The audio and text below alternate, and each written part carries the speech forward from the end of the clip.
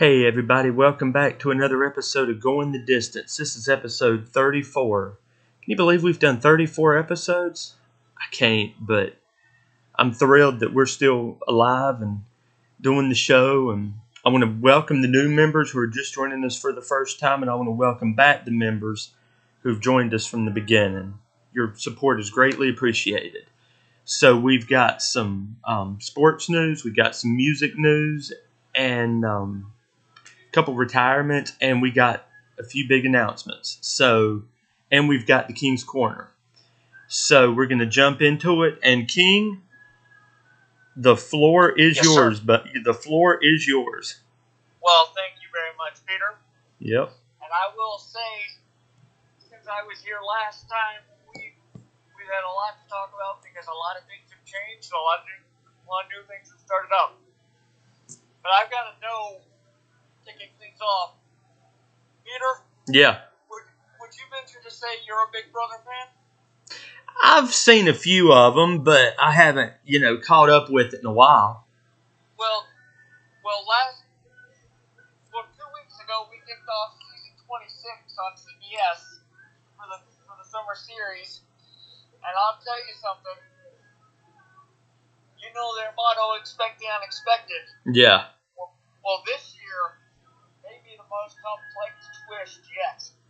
How so? Because we started with 16 house guests as usual, broken into two groups for the two premiere night events. But both groups were given the opportunity to invite a 17th house guest into the game. Oh, wow. But it was majority rules for both sides, which means this 17th house guest needed the majority from either one of the two groups to get in. So they gave her a profile. Her name was Ainsley. They gave her a chance to talk about herself in the entire room.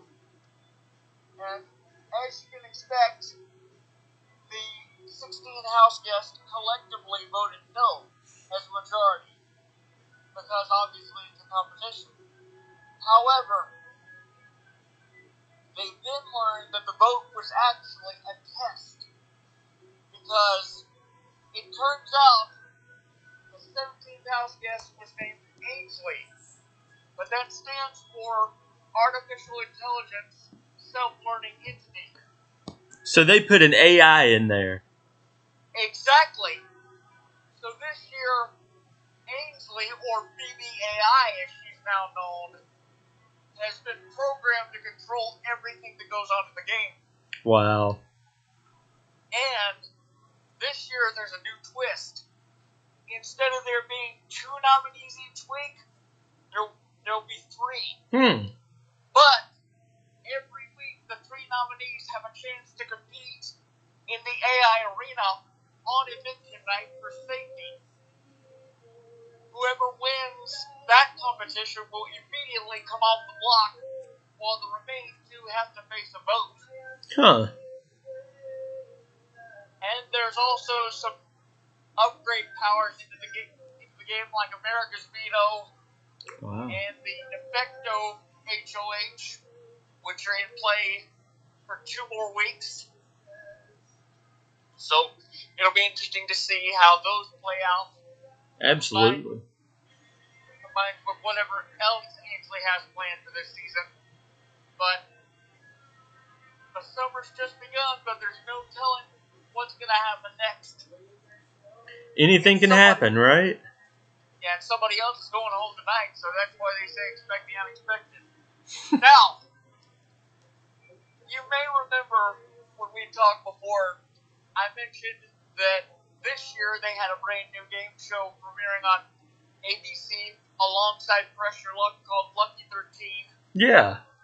With Shaq and Gina Rodriguez. Right. And I gotta say, it's a good format, but it has its ups and downs. I mean, let's be honest. Gina Rodriguez and Shaq, they're a heck of a team. But the structure is a little bit strange. Because, see, what happens is you're asked 13 true or false questions, exactly like a normal trivia show. But then, how much you win depends on how well you know yourself or how confident you are. Because you answer the question straightforward, but then you basically have to bet on yourself by choosing a range. So for example, if you say you got all 13 right and you did, it's that simple. You win $1 million. Otherwise, you have to choose a lucky range. So 1 to 3 is $5,000, 4 to 6 is 15,000, 7 to 9, 25, 10 to 12, 100, that sort of thing. Oh. But if you fall outside of your lucky range, high or low, you get nothing. But if you choose a lucky number and you hit that lucky number right on the nose, you can get some bonus money.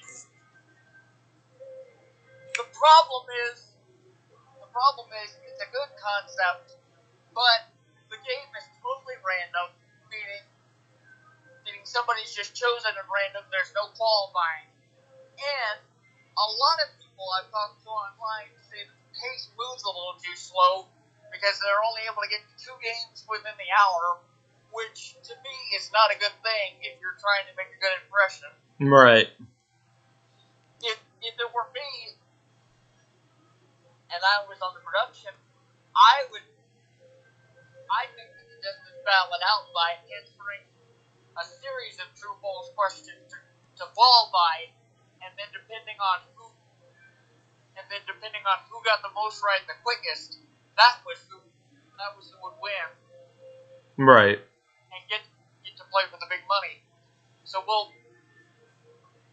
see how long it lasts. But I gotta give Gina Rodriguez some credit. She's right on top of things with Shaq, and I think they gel really well as a host pair, but the gameplay needs a little work. Well, it's just season 1 too, so they can work out the kinks there. Exactly. But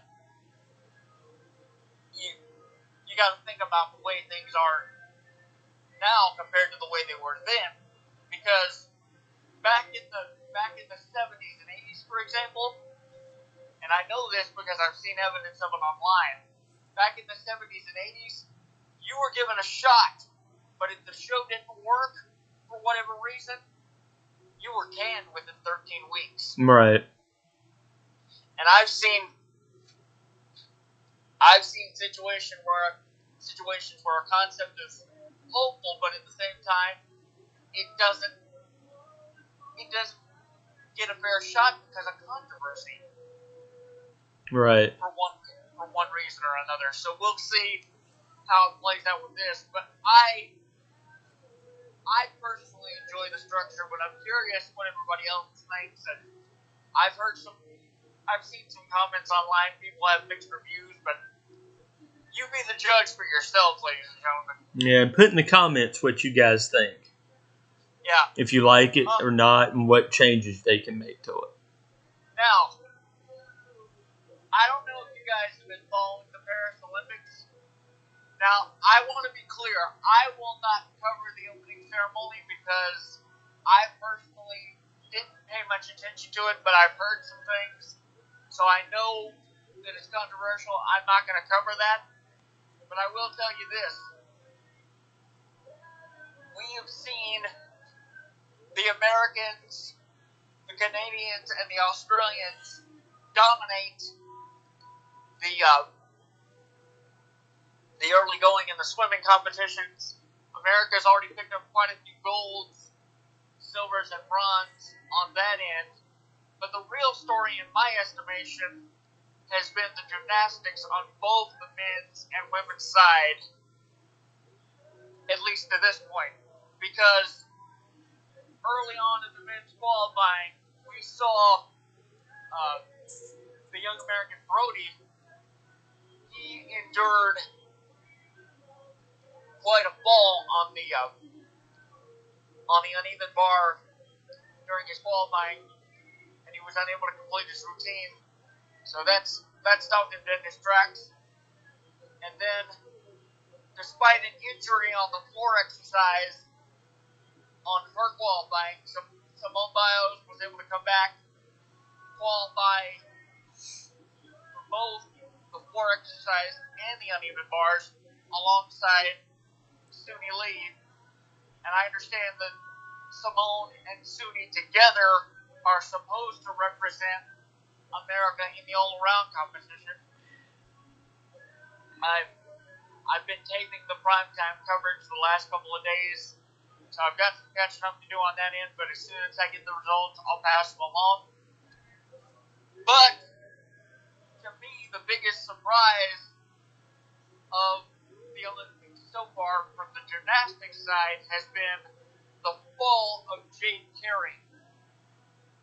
For those of you who don't know, Jade Carrie was the defending floor exercise gold medalist from, I think it was from either Brazil or Tokyo, one or the other.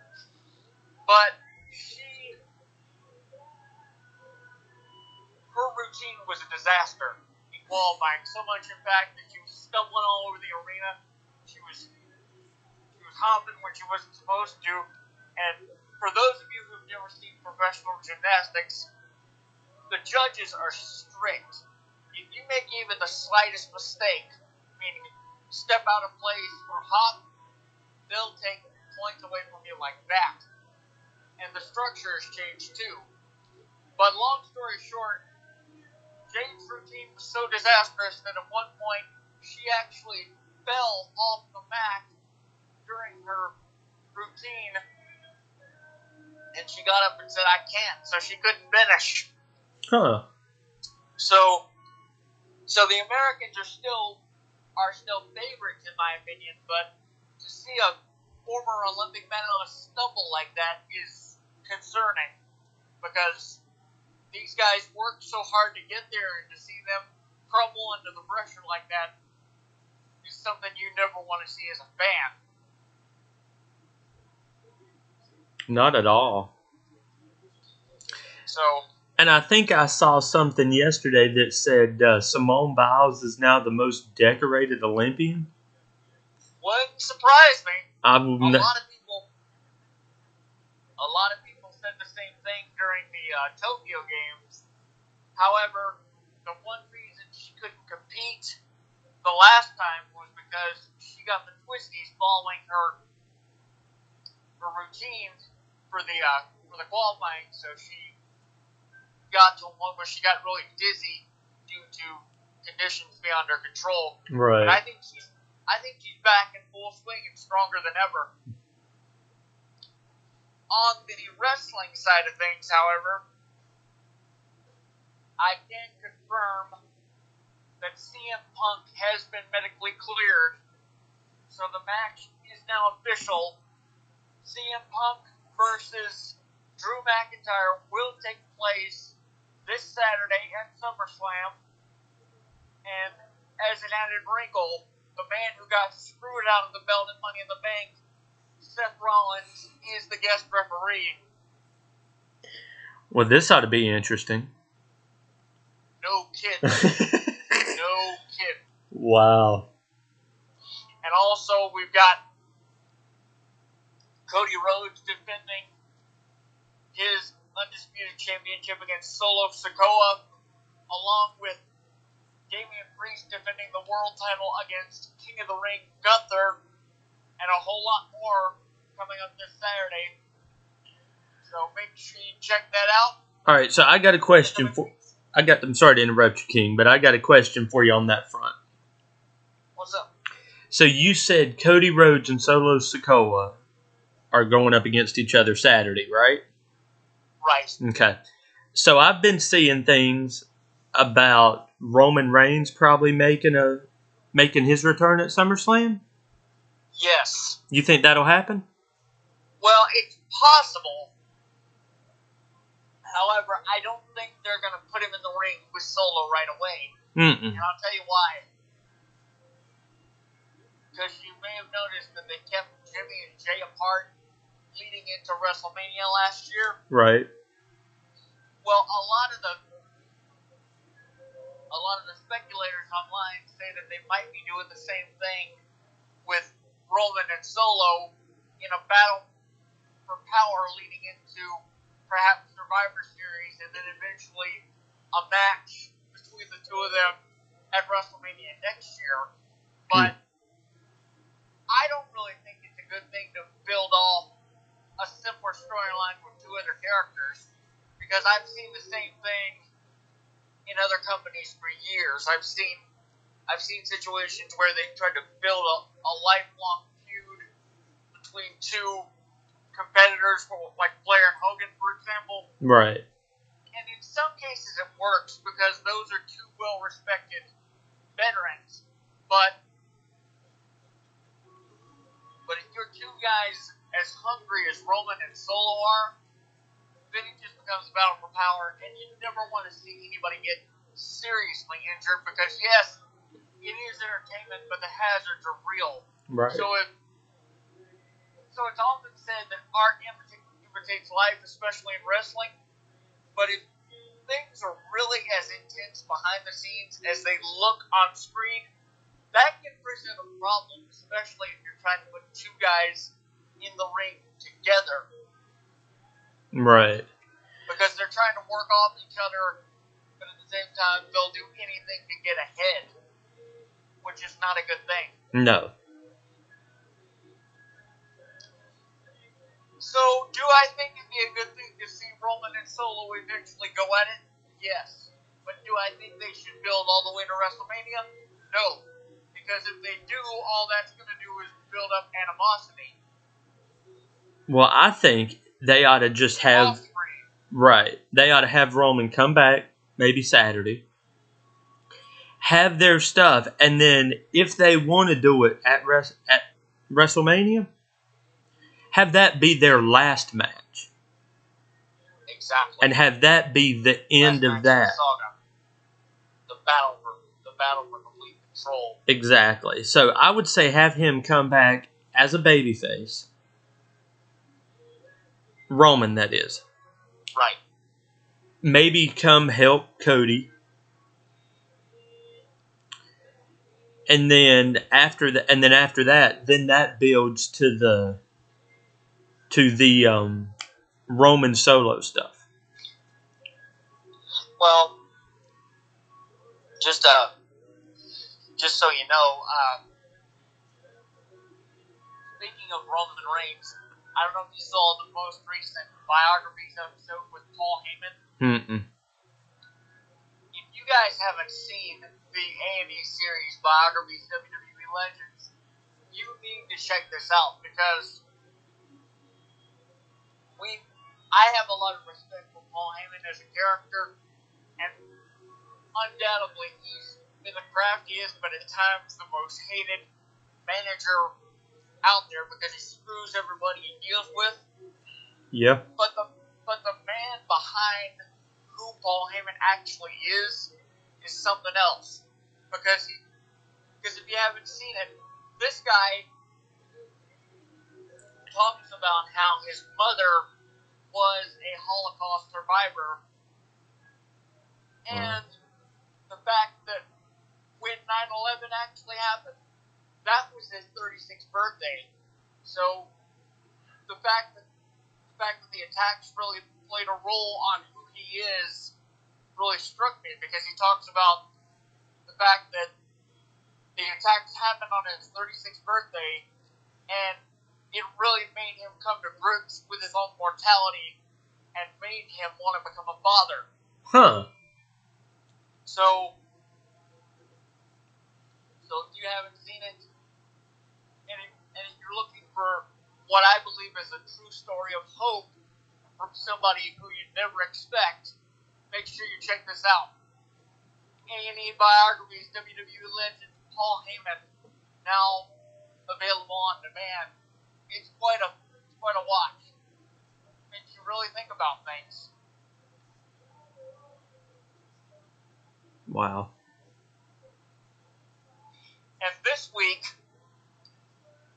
speaking of the A&E Biographies series, if you like female competitors, this week week we're going to spotlight two of my favorites, Toronto's own Trish Stratus and the one they call the band, Becky Lynch. Back-to-back premiere episodes this week, this Sunday. So make sure you guys check that out if you can.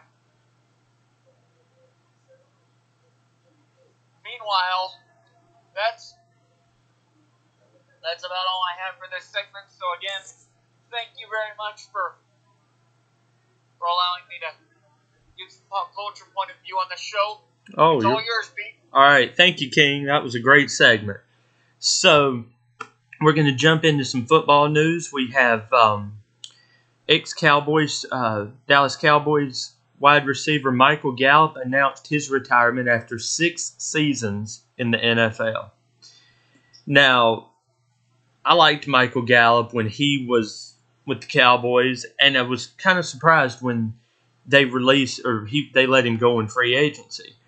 And in the offseason, he signed a one-year deal with the Raiders. Never played a game with them, but announced his retirement. So I'm thinking there might be something else going on there. The reason that he is retiring now. So I'll be curious to see what Michael Gallup does in the future in retirement. Does he have other business plans? Is he going to end up on like a NFL Network with Good Morning Football or something like that? I don't know. We'll see.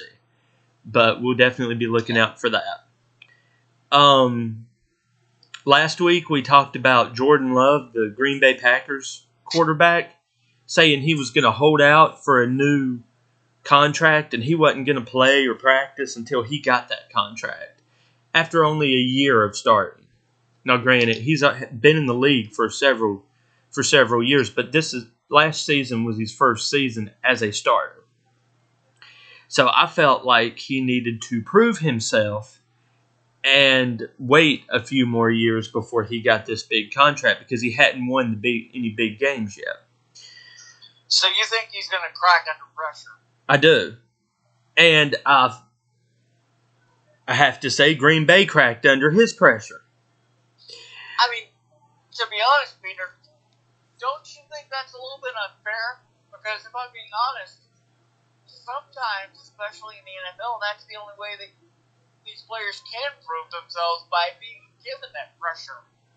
Right, but I also feel like, too, that they need to prove them. That'd be like Bryce Young. You know. Our quarterback? Yes. This is his second year in the league, and him have a great season this season. And then go to the Panthers president and GM and go, you know what? I know I'm under my rookie contract, but I had a great season last year, and I feel like I deserve one of the biggest contracts of all time. Well, you know what? You know what they say in sports, man? They say if you can back it up, it's not being cocky, it's being confident. Right. So there's nothing wrong with being confident in your own abilities. The only thing you don't want to do is show your ass if you fail. Right, which is what I think Jordan Love's going to do.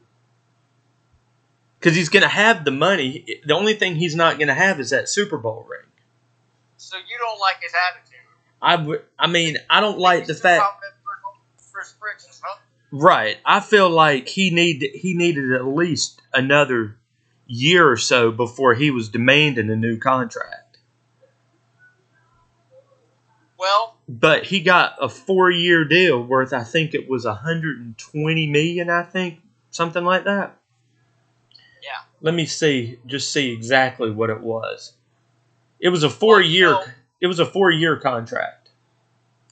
I have to remind you, though, it's our job as fans to describe what we see objectively. But I will say, you have to be willing to give this guy a fair shot, because sometimes the young rookies who are inexperienced surprise us. Right. So perception is one thing, but what actually happens may be completely different. Right. And you may be surprised.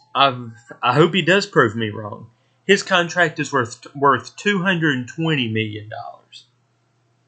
Phew! 4 years, $220 million, which makes him the highest paid quarterback in the NFL right now. In reality, that's only about $55 million a year. Right. Now, I say the highest paid quarterback for 4 years. We've talked about Patrick Mahomes being $500 million. Right. And there again, perfect example. Now, I feel like Mahomes kind of did prove himself, but not worth that much. And that's always Maybe not. And that's always been my problem with Mahomes. That and the fact that they compared him to Brady early on. But he won the Super Bowl his second year, and he got a 10-year, $500 million deal. Now, granted, they broke it down into all 10 years. He gets so much every year.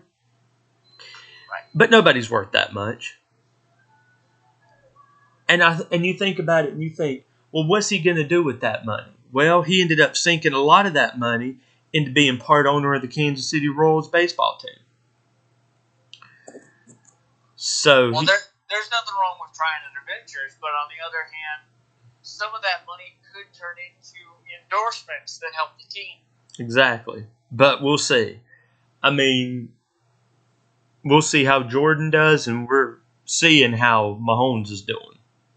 Right. So the season starts tonight with the Hall of Fame game with the Bears and the Texans. So, we'll see how this season's going to play out, because there's going to be a lot of parts in this season that people are going to be like. And by the way, I should mention for the benefit of the viewers, in case you don't know, basically the preseason is to determine for each team who stays and who goes before the main season actually starts. Right. Who's going to be on the 50th? That's important because I bet you may not remember this, Peter, but this past week on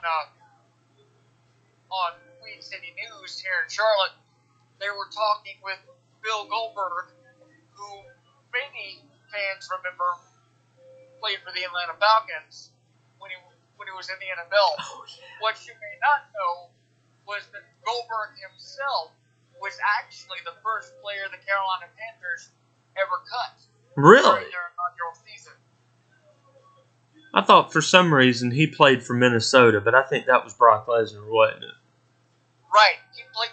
Lesnar wrestled for the University of Minnesota as a collegiate competitor before he got into the WWE.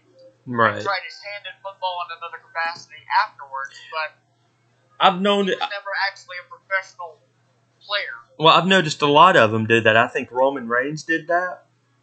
Yeah, a lot of people. Roman Reigns, The Rock. Yep. A lot of those guys started out as football players. But The Rock never went into the NFL. I think Roman Reigns actually played in the NFL. Well, I'll have to do some digging for that, but I know they were at least collegiate athletes before they tried their hand at getting thrown around in the ring. Yeah. So we're going to move on to another signing that actually just was reported today. Tristan Wirth, he's a receiver for the Tampa Bay Buccaneers, signed a 5-year, $140 million contract with the Bucs, which makes him one of the highest paid wide receivers. Which I can see that because he's been in the league long enough to prove himself, and he's been to a number of Super Bowls. Actually, won Super Bowls because he played when Tom was playing with Tampa Bay. So he won. Yeah, so he won a Super Bowl with them. Won one Super Bowl with them. And I don't know if he's won other. I'm sure he wasn't with them when Tampa won back in 2001, I believe, when they went up against Oakland in the revenge game, they call it. Right. But he's gotten paid, so that's a good thing. You brought up the Olympics, King? Yeah. I had some news come across that said the 2034 Winter Olympics are going to be in Salt Lake City. Wow. So, yeah. That's a bombshell because we already know that the next Summer Olympics in 2028 are going to be in Los Angeles, and then they're going to head to Brisbane. The Winter Games in 2034 in Salt Lake. Salt Lake City. Wow. Which, kind of makes sense when you think about it. That'd be like them doing the Winter Olympics in Colorado, because I think Salt Lake and Colorado were both big ski places. Oh, without question. I've actually been to the Rockies in Colorado because I went on a summer trip when I was like 5 years old. Yeah. They even told us back then that you couldn't step on the tundra because it was so rocky and so deep. Mm-hmm. I've actually been through Denver. I've never been into Salt Lake, but I've actually been to the Denver airport. Mm-hmm. And, it was really something. And I've got a friend that I used to work with that's a Broncos fan, so, we kind of... I can't blame him for that, because the Broncos are one of the strongest teams in the league. Which is funny, because you know how the Broncos... Speaking of the Broncos, you know how they've now, since, Five-Head Manning decided to retire. Again. Right, well, for the first time. I don't think he retired he was one of those, he went from... Well, it's more like the third time, because he left Indianapolis, and we thought he was done, and then he moved to the Broncos, and then we thought he was done after they won the Super Bowl, but then right. played an extra year. Right. But I've been seeing things on, I got an alert that said, a report that said, John Elway is kicking himself for not picking the now Buffalo Bills quarterback Josh Allen. Wow. Right? I didn't even know John Elway was still associated, because I knew that he retired after 2001, but I didn't even know he was still involved with the team. Yeah, he's, I think, president of the Denver Broncos now. What are the odds? And has been for some time. I think he was president of them when he's one of the ones that got Peyton to come to Denver. Wow.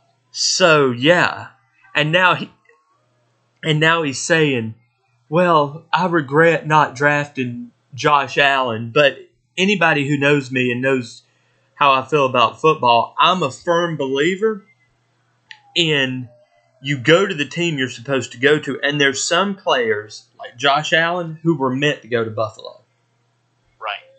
Because had he gone somewhere like Denver, he wouldn't be thriving the way he is. Yeah. Now, somebody like Russell Wilson, I feel like his perfect landing spot was Seattle. The biggest career mistake. Now, I know they had some back and forth. Seattle and Russell had some tension between them. The biggest career mistake, in my opinion, and I'm a Russell Wilson fan, but the biggest mistake of his career was moving from Seattle to Denver. Yeah. Because had he stayed in Seattle, he'd still be playing at the top level. Interesting. Instead, he moved to Denver, where he got benched in the last 2 games of the season last year by Sean Payton, who I'm not a fan of. Right. And they end up releasing him, and he ends up at the team that I can't stand. So I'm sorry, Russell, but I can't pull for you this year, buddy. I can keep tabs on you, but I can't pull for you this year. Because he signed with Pittsburgh. Tell it like it is, bro. That's how I feel, man. I'll still, wish him the best, but in the end, in that division, I hope Baltimore beats Pittsburgh both times. I hope Cincinnati beats Pittsburgh. In fact, I want Cincinnati to win the division this year. Right. Because I want Joe Burrow to have his time. Yeah. And I'm a Joe Burrow fan, so. Right. So now we're going to move into a few basketball stories. Gordon. Actually, Peter, Yeah. before you continue, Yep. I'm actually going to have to say goodbye. I've got something else I need to do. Okay. Later on, but thank you very much for having me on, and thank you, ladies and gentlemen, for allowing me to give my perspective, and I'll be back pretty soon. All right. Thank you, King. We'll talk soon, buddy. All right. Bye. So, like I said, we're going to move into some NBA news, and Gordon Hayward announced his retirement after 14 seasons in the NBA. He's 34 years old.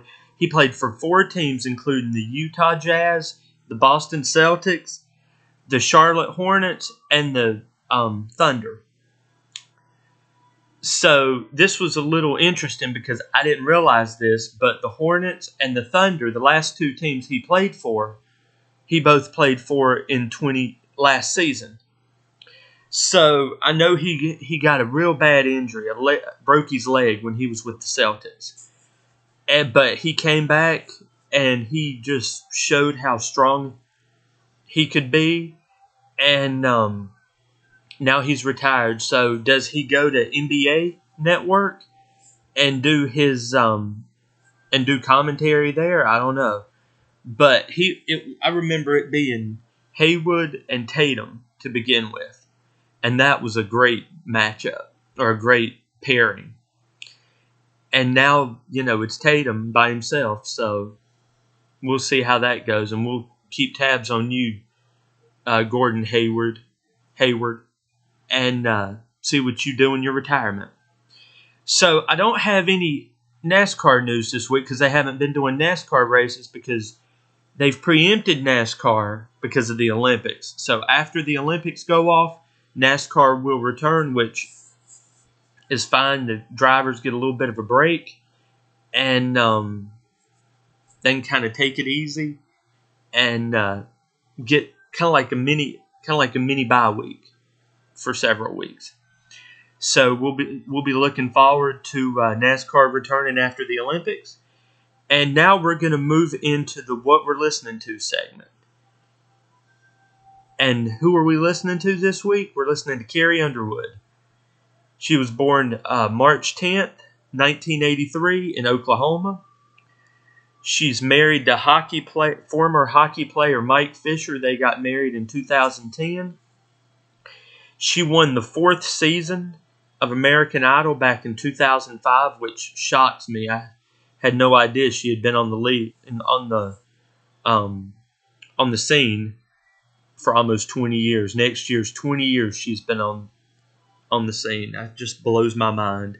And to think of everything that she's gone through and had in her career. She's had 9 albums. I found out about her when she auditioned for American Idol, and I started watching part of that season because Chris Daughtry was on that season. And my favorite song from her is called See You Again, which is a great uplifting song, and it gets emotion. It's an emotional video. It's an emotional song. So check out that song. That's the song we're listening to this week. But Carrie Underwood is also the Sunday Night Football opening song. She sings the opening song for Sunday Night Football, which I think is great. And she's been doing it for a number of years. And I've always liked her rendition of it. But I would say the past 2 seasons have needed some work. I would say since COVID hit. And they didn't have anybody, because before, when she would do it, she would come on and she'd interact with the players. Well, now it's like, she's and then it was just her singing. And then last year it was her with fans, and it just looked kind of cheesy. So I hope this season is a little bit better. And I look forward to seeing her open. And it was reported this morning that she's going to take over for Katy Perry and be a judge on American Idol this next season. So check out American Idol with Carrie Underwood. this season, so it's like she's coming back home. In other music news, today MTV celebrates their 45th birthday, so happy birthday MTV. And as motivation this week, I want to say just let the past go and look to the future. Yes, the past shaped you, but the future is what's going to make you. So look to the future. Let the past go. It's called the past for a reason. So just be happy. Look into the future. Just be happy. Make every day count. So I've actually got some music announcement. I think I'm going to make the announcement next week. So I hope everybody enjoyed the show. As always, if you like the show, give it a thumbs up. Hit subscribe if you're not subscribed. Like the video and share the video with your family and friends, because that really helps my channel and that really helps my community. So tell everybody you know, share the videos, and I hope everybody has a good rest of the week, has a good weekend, and we'll be back next week with some more sports news, music news, and motivation. Have a good weekend, and God bless.